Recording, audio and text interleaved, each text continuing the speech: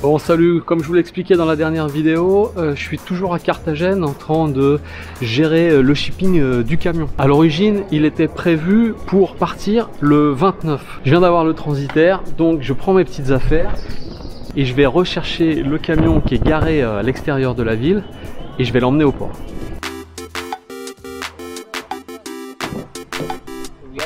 Je prends le taxi pour récupérer le camion. Déjà 2 semaines qu'il est garé à l'extérieur de la ville dans un camping.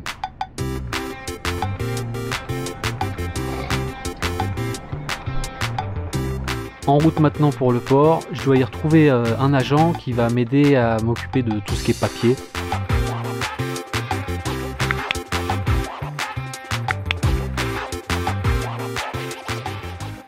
Le bateau a repris un jour de retard, c'est pas grave. Je vais aller au port, je vais voir comment ça se passe. Et puis on va s'organiser. Le camion doit être propre pour embarquer, je passe au lavadero.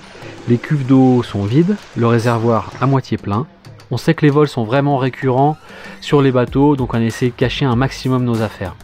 Là on est au port, je suis en train d'attendre le transitaire. Il devait arriver à 8 h, il est 10 h, toujours pas là, attendu dans une trentaine de minutes.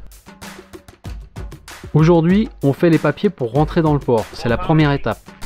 Il y a déjà d'autres véhicules stationnés pour le même bateau. Voilà, là on stationne le camion. Il y a des Italiens là avec un espèce de mastoc. Il y a les bomberos qui ont un Attego qui fait rêver, moi qui me fait rêver en tout cas. Et là on fait une vérification. Elvin, tac, mira. Ok. Allez, première étape, c'est check. Il est 7 h du matin, 2 jours plus tard. Aujourd'hui, on va faire l'inspection des narcos. Oh, c'est l'inspection des douanes aujourd'hui. Inspection des narcos. Inspection de fond en comble du camion avec le chien, recherche de drogue, etc. C'est un passage obligé. Il y a un gars qui vient de nous rejoindre à moto pour signer des papiers. Dans la circulation, comme ça on s'arrête et le type il nous a amené les papiers à signer pour le port. C'est une organisation porte à porte dans les embouteillages. Bon, on vient de passer le contrôle des douanes, tout s'est bien passé. Je vais juste filmer pour montrer les scellés sur les portes.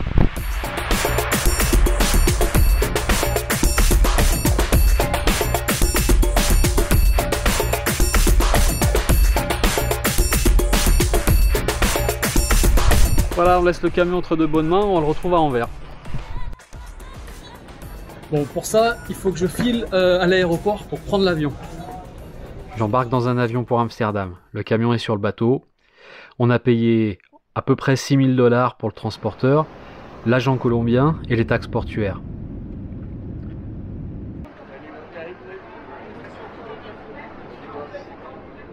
Je prends ensuite un deuxième avion pour Barcelone.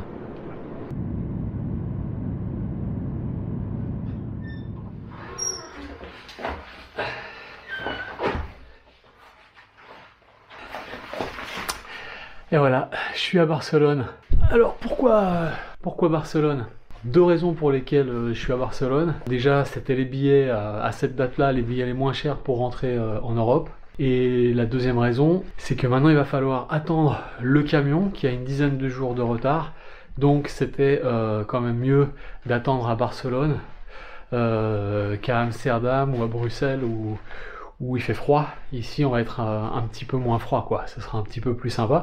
Puis c'est une ville que je connais pas, donc je vais passer quelques jours ici pour découvrir.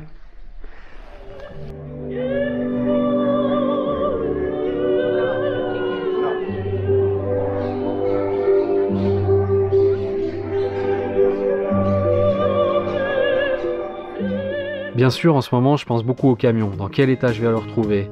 Est-ce qu'il a été cassé? Est-ce qu'il a été volé? Avec toutes les histoires des autres voyageurs, c'est sûr que c'est pas rassurant. Mais bon, à l'aller, on n'a pas eu de casse, on n'a pas eu de vol, ça s'était bien passé. Maintenant, pour le savoir, il faut attendre d'être à Anvers.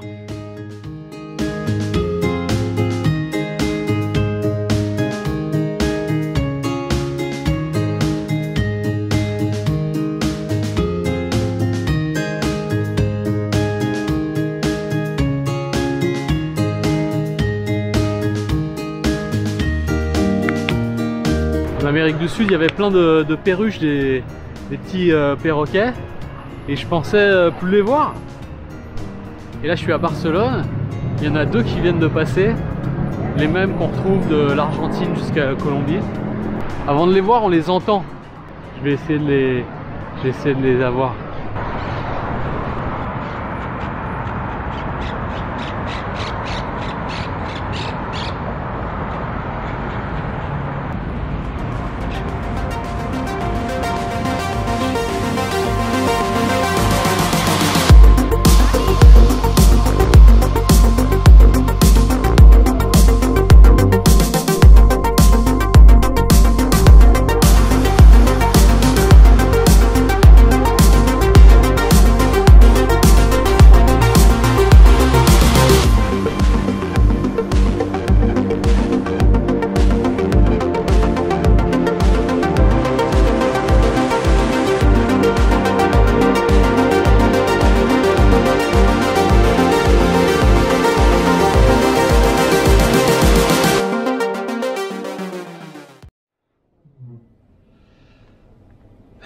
Ça fait 10 jours que j'attends de venir ici, là je suis au port, sous les néons, il est 7 h du matin, je suis à Anvers et je vais récupérer le camion.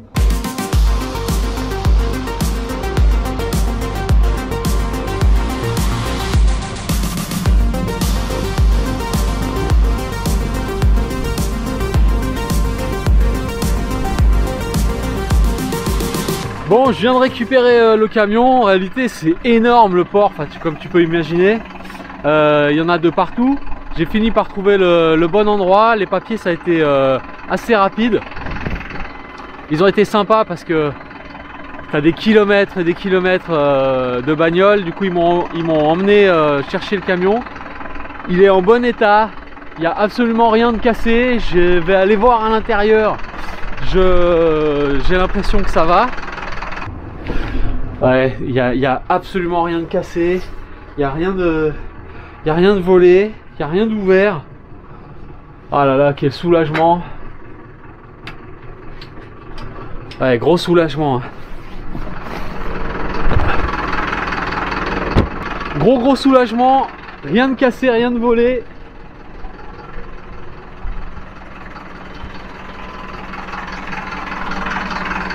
Yes.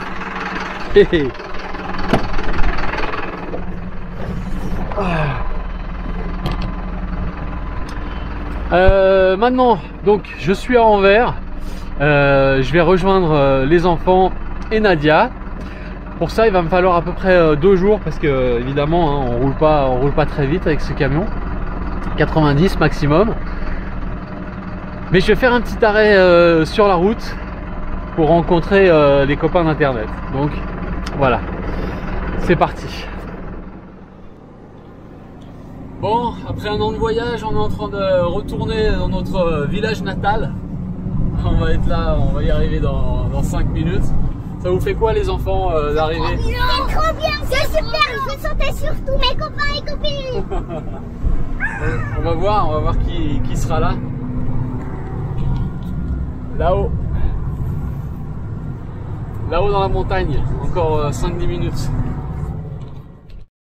On aura payé 220 € de frais de port et 350 € l'agent côté belge, pour un total de 6 500 €, mais ça dépend largement du volume de votre camion. Voilà, la boucle est bouclée sur nos 1 an de voyage en Amérique du Sud. On doit maintenant imaginer la suite. Des amis nous prêtent leur maison pour notre passage ici, et on doit imaginer une nouvelle vie.